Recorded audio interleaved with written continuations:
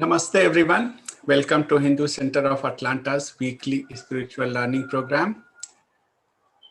Today we are joined with Acharya Brahmadevji. Acharya will be touching the topic of self-management from Ramayana. Acharya Brahmadevji has an inclusive educational background in science, banking, management, and Darshanacharya Vedic philosophy, Darshan Yoga Mahavidyalaya, Gujarat, and a diverse career in financial services, industry, and at Arya Sabha, Mauritius. He has been a key resource person for Arya Sabha, Mauritius on the universal Vedic values, yoga and meditation, and on interfaith and intercultural dialogue at various national and international forums.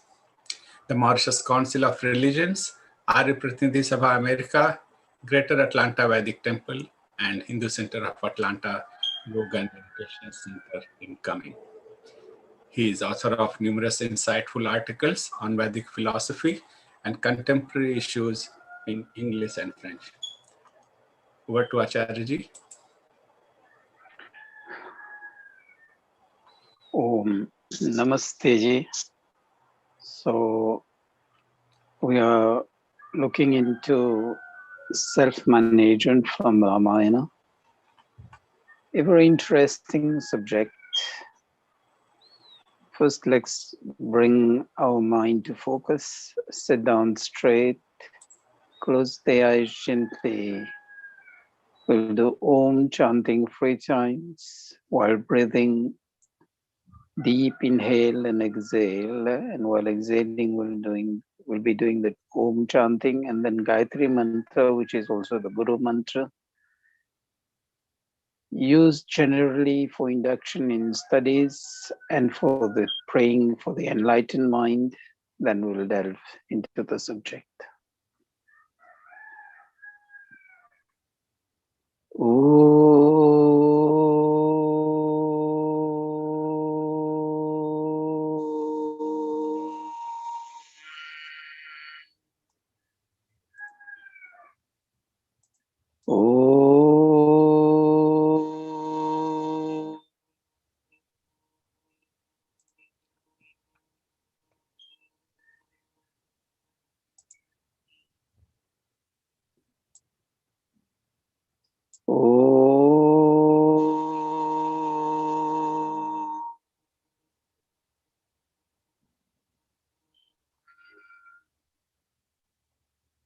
Om Bhurabhuvah Swaha Tatsaviturvarenyam Bhargo Devasya Dhimahi Dhiyo Yona Prachodayat.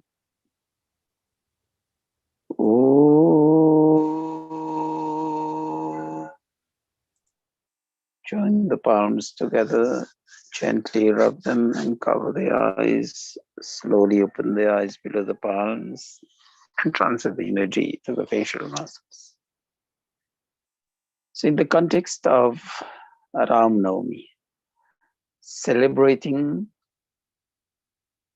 the birthday as well as the life of Sri Ram, because when we celebrate Ram Navami, we go into the life story of Sri Ram. Ramayan itself is Ram plus Ayan.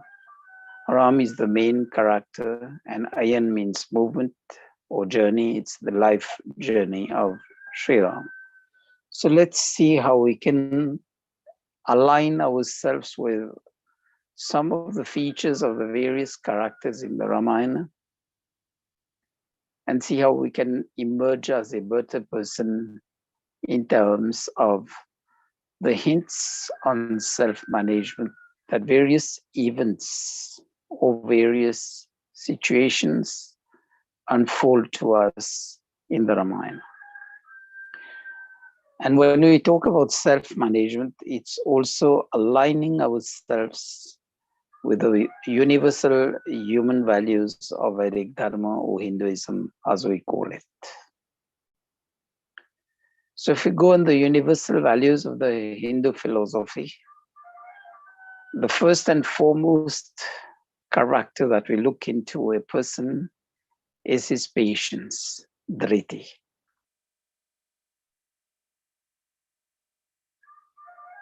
And look at the situation when Sri Ram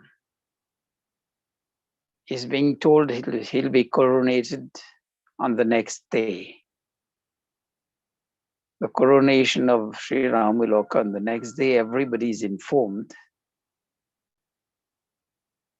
And there's a tantrum by Kaikai. And at the end, the next morning, he's given the orders to go to exile and leave the crown to Bharat. He stays calm, serene, and takes it as the normal course of life, unaffected. That is the level of patience in Sri Ram. Now let's look at the next event. Bharat goes in search of Sri Ram to request him to return back. But Lakshman thinks otherwise. He thinks probably Bharat has come to kill them and stands ready to fight. Sri Ram douses the fury of Lakshman and requests him to listen to Bharat first. One with the character of Sri Ram himself, the level-headedness or equanimity in front of, as we say, name and shame. He was on the famous side. Then he was told to go to the forest without any fear. People will look down on him or will look down otherwise. He accepted that. Now his request Lakshman to first listen to Bharat. So for good listening skills also, we need to be patient. Second characteristic which we look into people generally is the level of compassion and forgiveness, which is kshama and karuna. Karuna, compassion, forgiveness, kshama. But on the universal edicts, we find one word, which is kshama. We tend to just limit to forgiveness. But if we unfold that, compassion comes into it, because we need to be compassionate also to be able to forgive. So if we look at the scenario, when Vibhishan was kicked out by Ravan, because he decried the abduction of Sita as gross misconduct by Ravan, and he knew Ravan would be doomed if ever he puts up a fight in trying to retain Sita. And Ram has already reached the borders of Lanka. And when he was kicked out, Ram readily takes Vibhishan under his fold, though he knows this is his enemy's brother now, coming to him. But recognizing him as a virtuous person, he had to have the compassion to analyze the situation and make the most out of it. Vibhishan, being a virtuous person, was being kicked out. He needed to provide shelter to Vibhishan. So when going on those lines, Vibhishan is the crucial person to tell Ram to hit the arrow at the appropriate place to kill Ravan.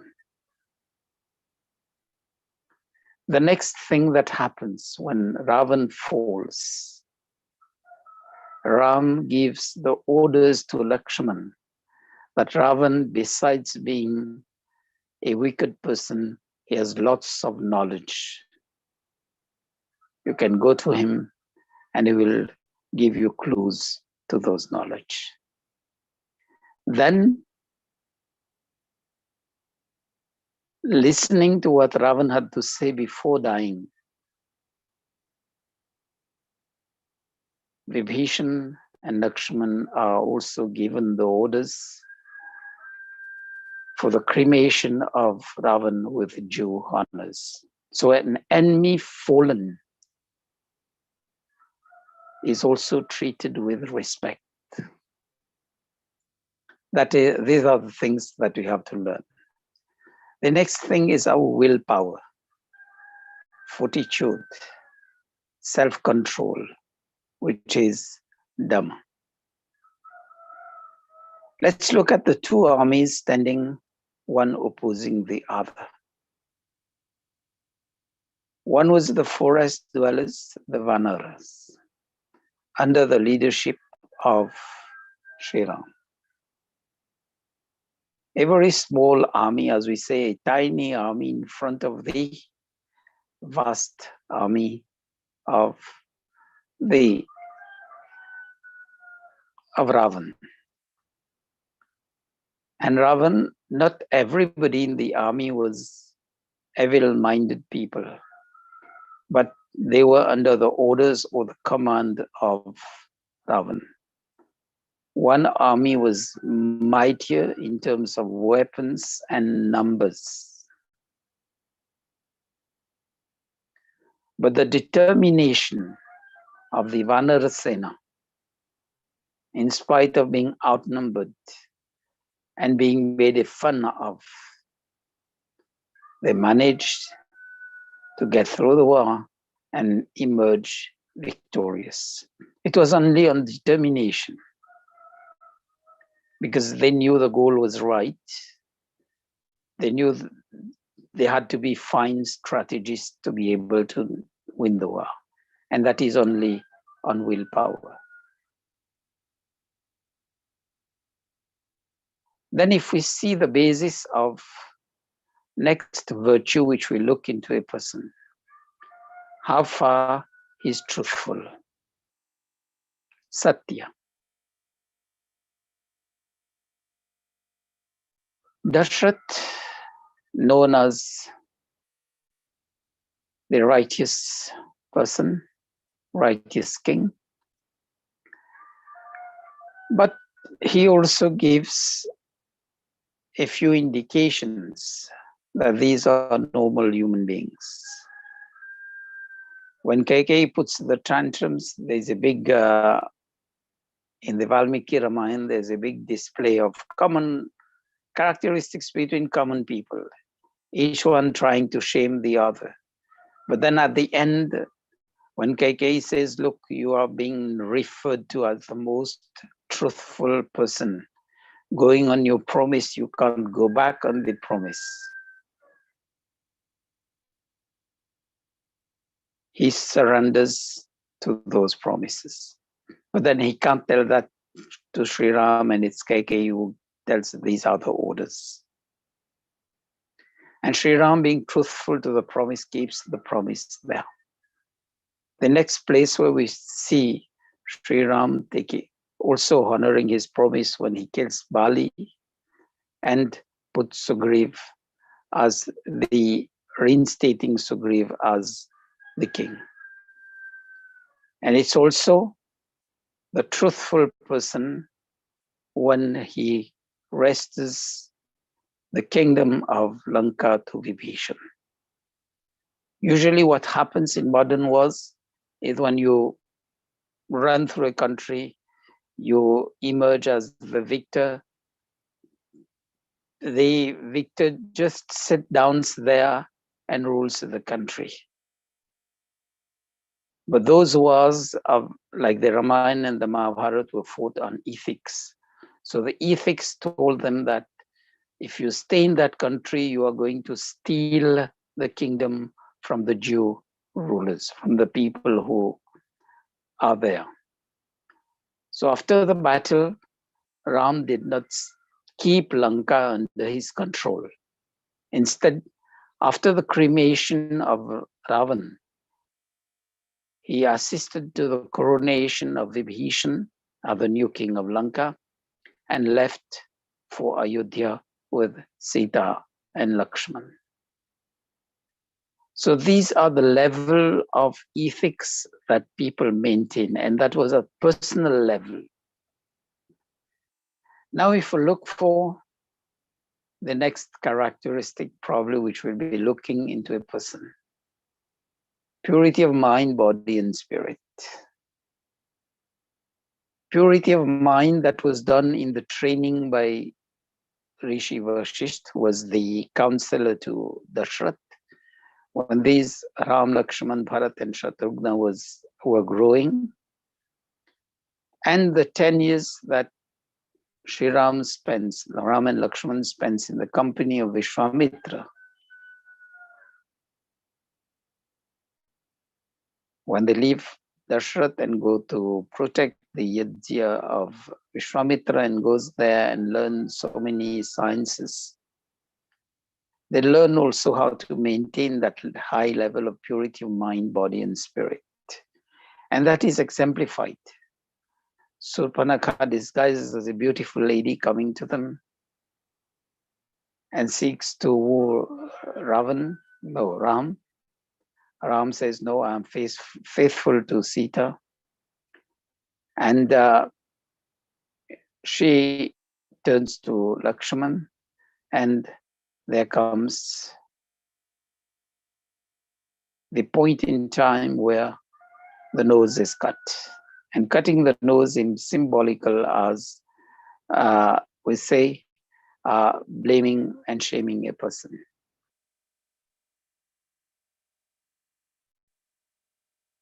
And the other place of purity of mind, body, and spirit is the way they stay in the Dandak forest.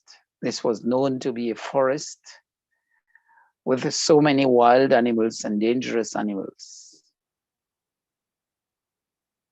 But then they choose to live in harmony with nature and with all the species. Sita herself chooses to stay in Ashok Vatika rather than the queen of Ravan and be filled with riches. So that is the level of purity of mind, body, and spirit, which we see in the Ramayana. If we look into another aspect, which goes along with what we've described before, is the level of self-control, self-restraint. Self-discipline is the driving force behind the four brothers, Ram, Lakshman, Bharat, and Shatrughna. We see that as the driving force in the victory of right over wrong.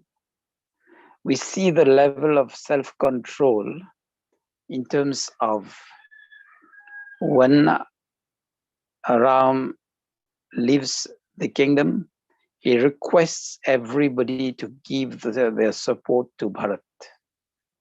And in the Ayodhya kind of Valmiki Ramayan, Dashrath admits that Bharat is more dharmatma, righteous, than Sri Ram.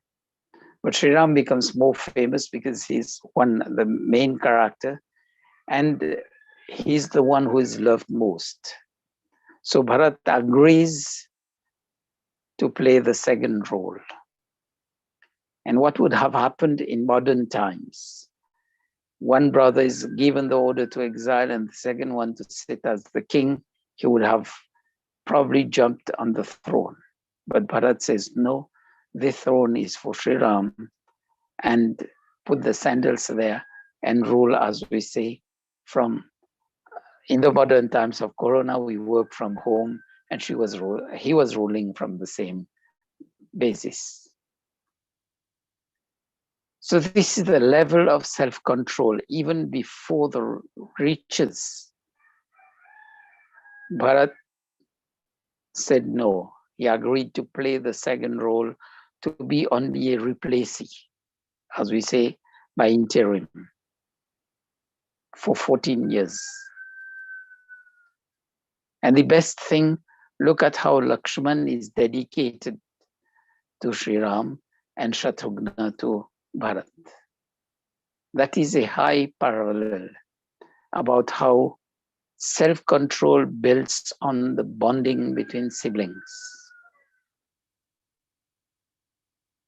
Unlike the Mahabharata, where cousin brothers just go for a fight for the kingdom. And that was also a fight for between right and wrong.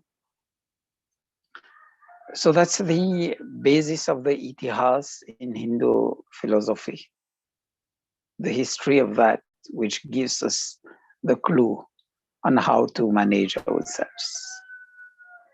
Then we see at the level of wisdom, Ravan being more knowledgeable than Sri Ram. But as we say, he was as good as an encyclopedia, which had the knowledge but couldn't use it for itself.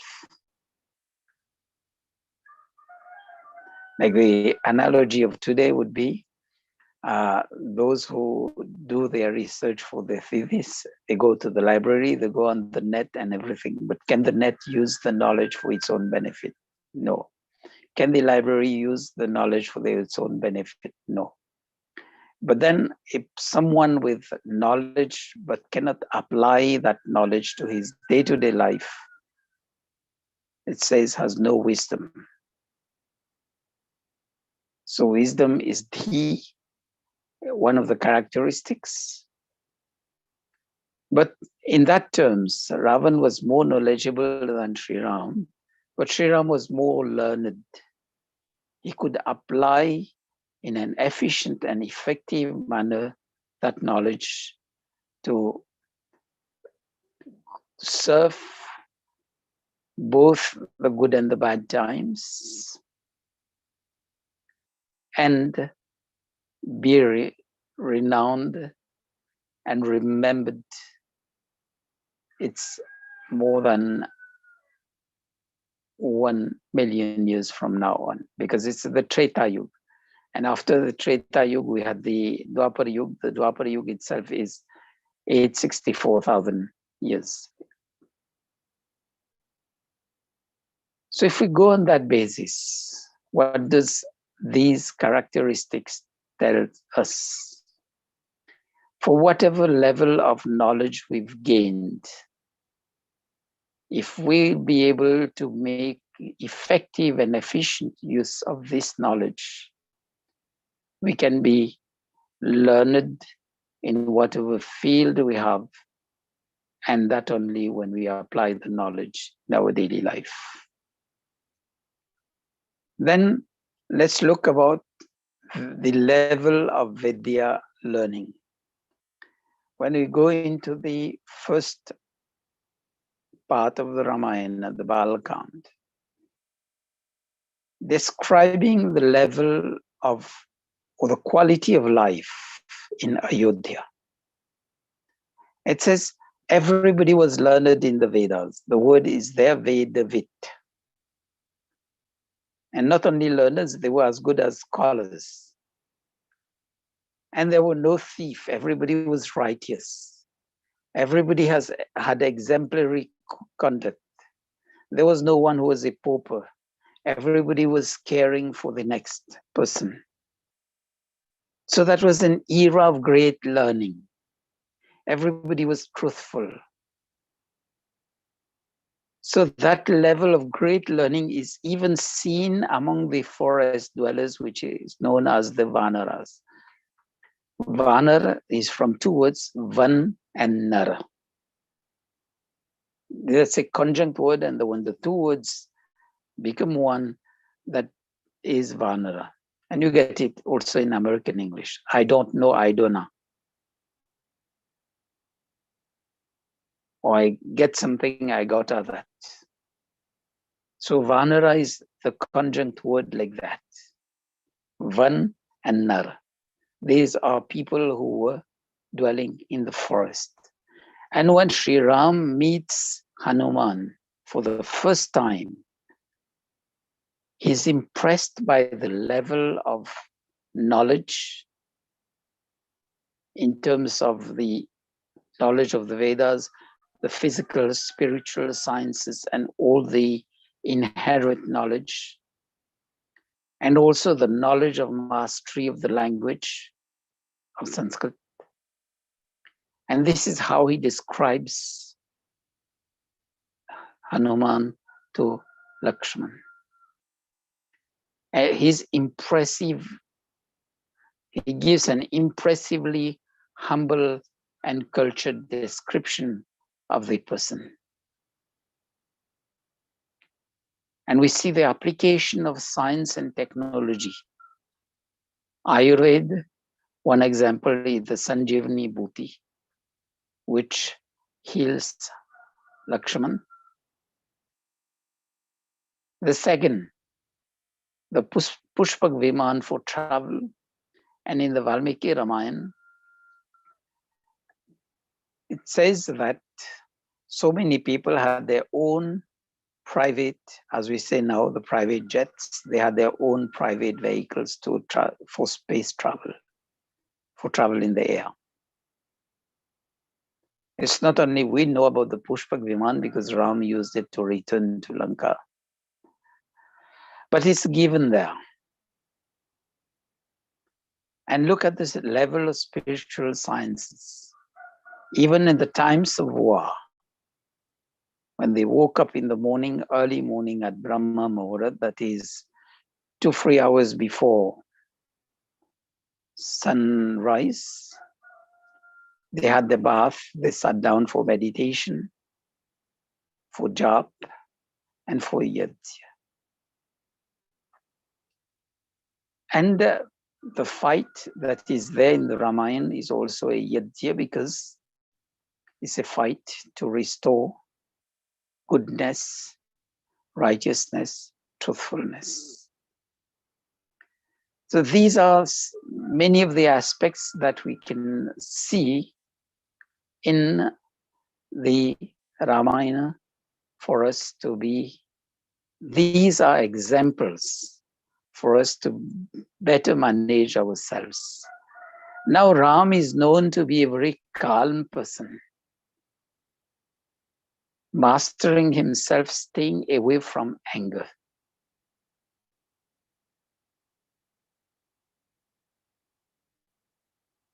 And the few episodes that we see him,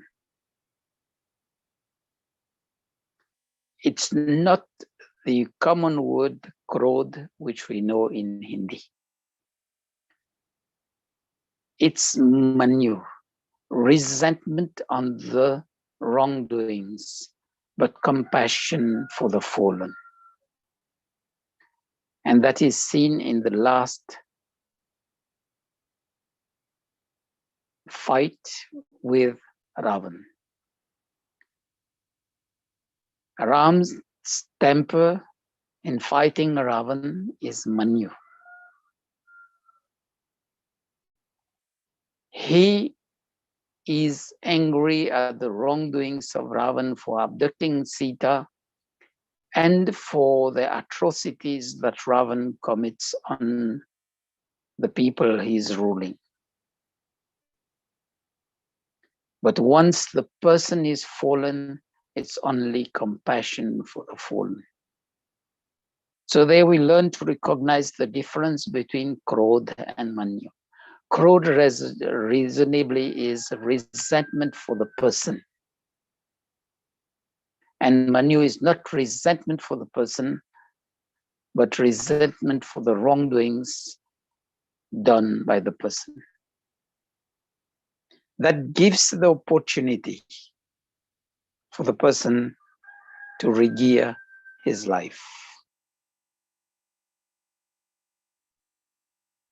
And in modern days, what happens if we see somebody who is coming from the adverse party? The first thing is that we are in doubt and we treat opponents as enemies in day-to-day life. For whatever divergence of opinion we may have with somebody, the general tendency is to treat them as enemies. But if we say no, they are on the wrong path, and we continue to be right, instead of nurturing anger towards these persons, nurture rather anger about the wrongdoings, then we won't fall in the traps of the same mistake of engaging into wrongdoings. So these are examples that if we pick up certain episodes or certain events in the life of these many characters, we'll be able to learn so much and improve ourselves.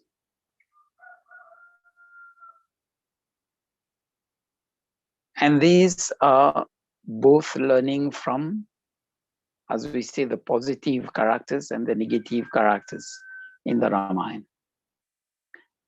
From Ram, we learn the good things, and from Ravan, we learn that these are the pitfalls in our life. From Dashrath, we learn that we shouldn't give a blank promise, a blind promise to somebody. And we see that bad company adversely will affect our life in terms of mantra with KK.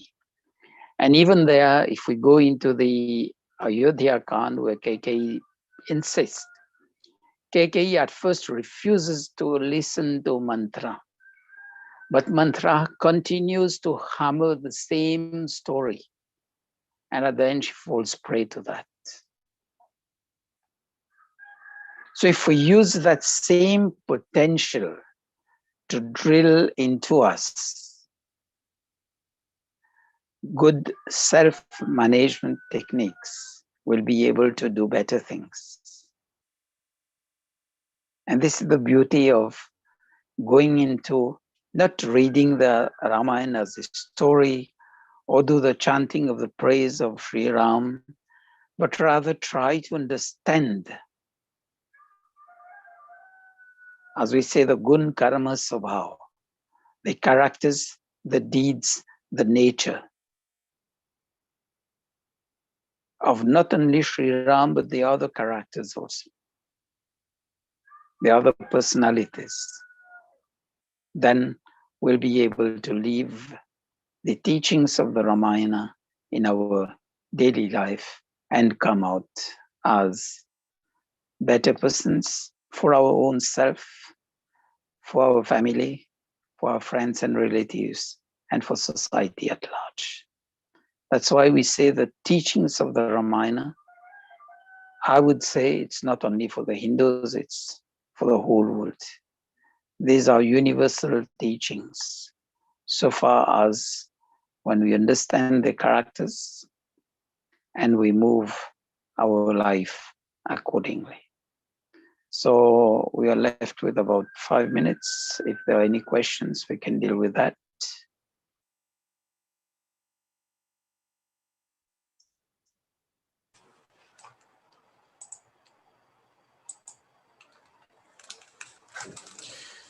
Thank you, Acharyaji. Today we learned about the self-management from the Ramayana. We can learn from different things from the different characters in the Ramayana. We can learn the compassion and forgiveness from the Ram. We can learn that we can be very knowledgeable, but if we don't apply those knowledge in the righteous manner, then we can turn up, we can become as a Ravan. Or if we apply those teachings and righteous teaching, then we can become the Ram. We can learn the episode of Mantra and Kakei.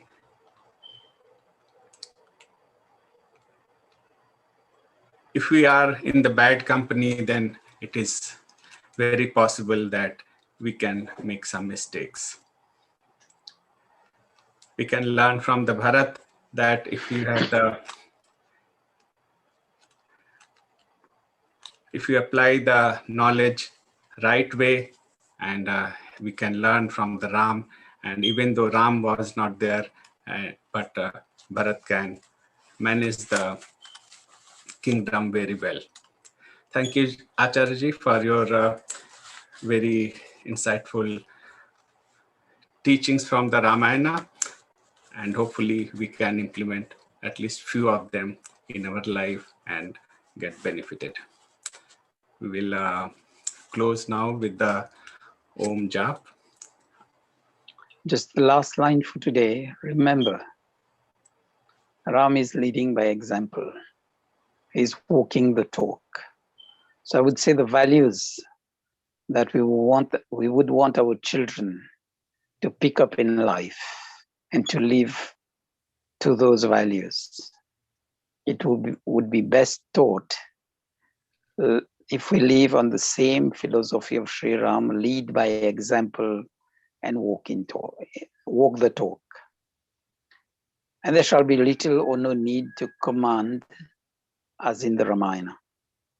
Remember, Ram is there as, if we refer into the modern management words, jargon, he is a servant leader. He leads by example. He leads by service. And if we do that towards our children, we'll be creating a generation of Rams and Sitas. Thank you for your attention. Let's do one final Om job before closing. Om.